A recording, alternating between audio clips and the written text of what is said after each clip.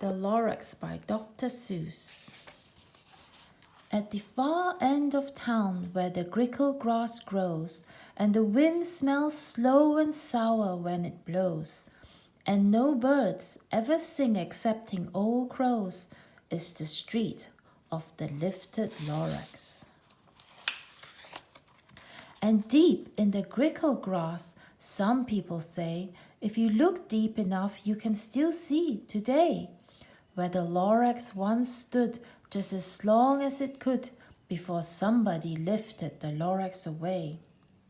What was the Lorax, and why was it there, and why was it lifted and taken somewhere from the far end of town where the grickle grass grows? The old Onceler still lives here. Ask him, he knows. You won't see the Onceler. Don't knock at his door. He stays in his lurkim on top of his store. He lurks in his lurkim cold under the roof, where he makes his own clothes out of muffed moof.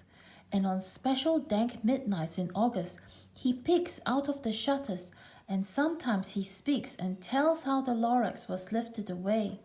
He'll tell you perhaps, if you're willing to pay. On the end of a rope, he lets down a tin pail, and you have to toss in 15 pence, and a nail, and the shell of a great-great-great-grandfather's snail.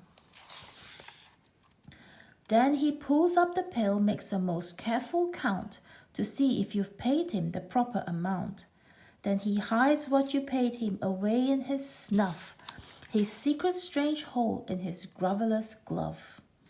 Then he grunts, I will call you by whisper-mophone, for the secrets I tell are for your ears alone. Sloop, down sloops the whisper-mophone to your ear. And the old Onceler's whispers are not very clear, since they have to come down through a snaggly hose, and he sounds as if he had smallish beans up his nose. Now I'll tell you, he says, with his teeth sounding grey, how the Lorax got lifted and taken away. It all started way back, such a long, long time back. Way back in the days when the grass was still green, and the pond was still wet, and the clouds were still clean, and the song of the swummy swans rang out in space. One morning I came to this glorious place, and I first saw the trees, the truffler trees, the bright-colored tufts of the truffler trees, mile after mile in the fresh morning breeze. And under the trees I saw the brown bubbaloots frisking about in their bubbaloot suits as they played in the shade and ate truffler fruits. From the rippleless pond came the comfortable sound of the humming fish humming while splashing around. But those trees, those truffler trees. All my life I've been searching for trees such as these. The touch of their tufts was much softer than silk, and they had the sweet smell of fresh butterfly milk. I felt a great leaping of joy in my heart. I knew just what I'd do. I unloaded my cart. In no time at all I had built a small shop. Then I chopped down a truffler tree with one chop. And with great skillful skill and with great speedy speed, I took the soft tuft and I knitted a deed. The instant I finished, I heard a gazoop. I looked. I saw something pop out of the stump of the tree I chopped down. It was a sort of a man. Describe him, that's hard. I don't know if I can. He was shortish and oldish and brownish and mossy, and he spoke with a voice that was sharpish and bossy. Mister, he said with a sawdusty sneeze, I am the Lorax, I speak for the trees. I speak for the trees have no tongues, and I'm asking you, sir, at the top of my lungs.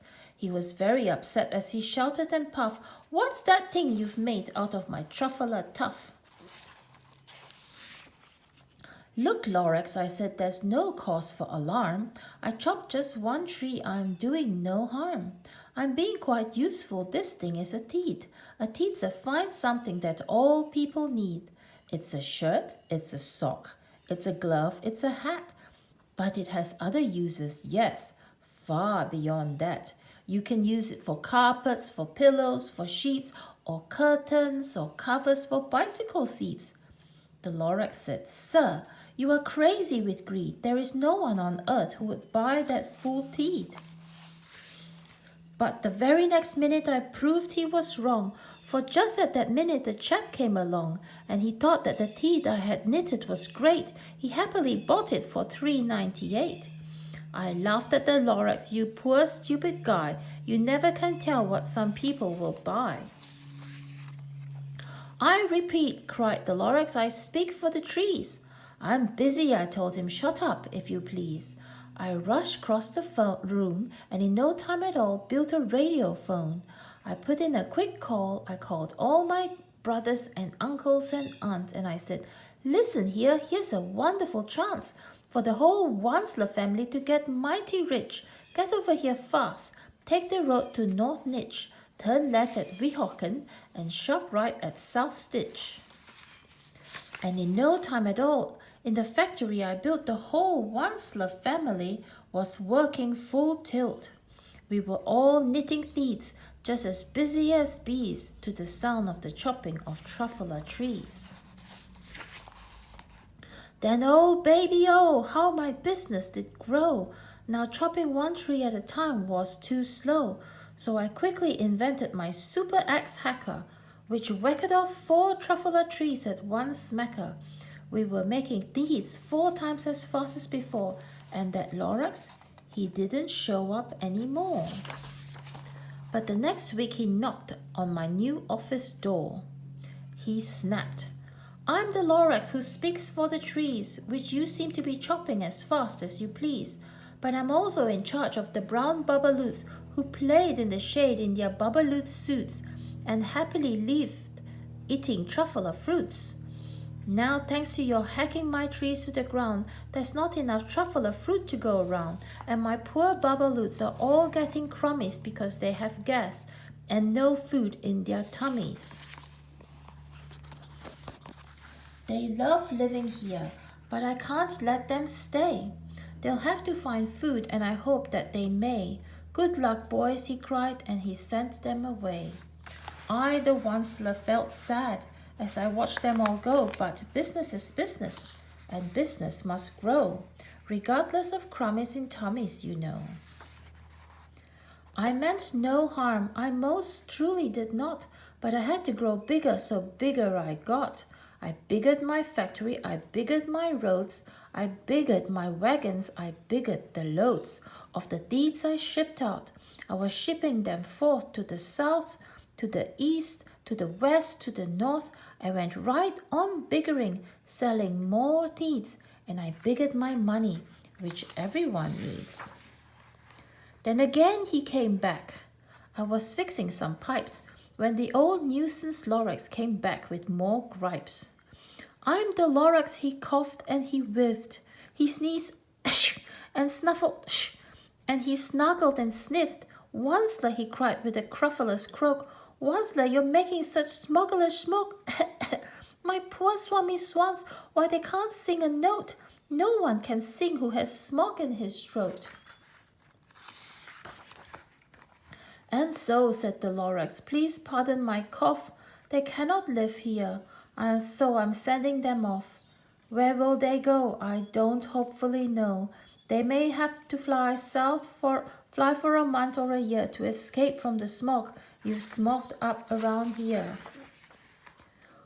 What's more, snapped the Lorax, his dander was up. Let me say a few words about gluppity-glup. Your machinery chugs on day and night without stop, making gluppity-glup and sloppity-slop. And what do you do with this leftover goo? I'll show you, you dirty old Wansler man, you. You're glumping the pond where the humming fish hummed. No more can they hum, for their gills are all gummed. So I'm sending them off. Oh, their future is dreary. They'll walk on their fins and get woefully weary, in search of some water that isn't so smeary. I hear things are just as bad up in Lake Erie. And then I got mad. I got terribly mad. I yelled at the Lorax. Now listen here, Dad. All you do is yap yap and say bad, bad, bad, bad. Well, I have my rights, sir, and I'm telling you, I intend to go on doing just what I do. And for your information, you Lorax, I'm figuring on biggering and biggering and biggering and biggering, turning more truffler trees into thieves, which everyone needs. And at that very moment we heard a loud whack. From outside in the fields came a sickening smack of an axe on a tree. Then we heard the tree fall, the very last truffler tree of them all. No more trees, no more thieves, no more work to be done. So in no time my uncles, aunts, everyone, all waved me goodbye. They jumped into my cars and they drove away under the smoke-smothered stars. Now all that was left beneath the bad-smelling sky was my big empty factory, the Lorax, and I. The Lorax said nothing, just gave me a glance, just gave me a very sad backward glance as he lifted himself by the seat of his pants, and I'll never forget the grim look on his face when he hoisted himself and took leave of this place through a hole in the smog without leaving a trace. And all that the Lorax left here in this mess was a small pile of rocks with one word, unless. Whatever that meant, well, I just couldn't guess. That was a long, long ago. But each day since that day I've sat here and worried away through the years while my buildings have fallen apart.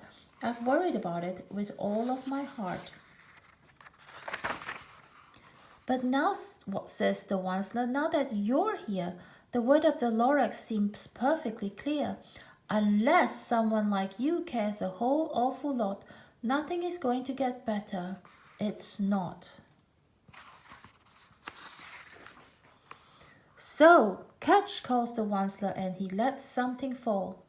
It's a truffler seed. It's the last one of all. You're in charge of the last of the truffler seeds, and truffler trees are what everyone needs.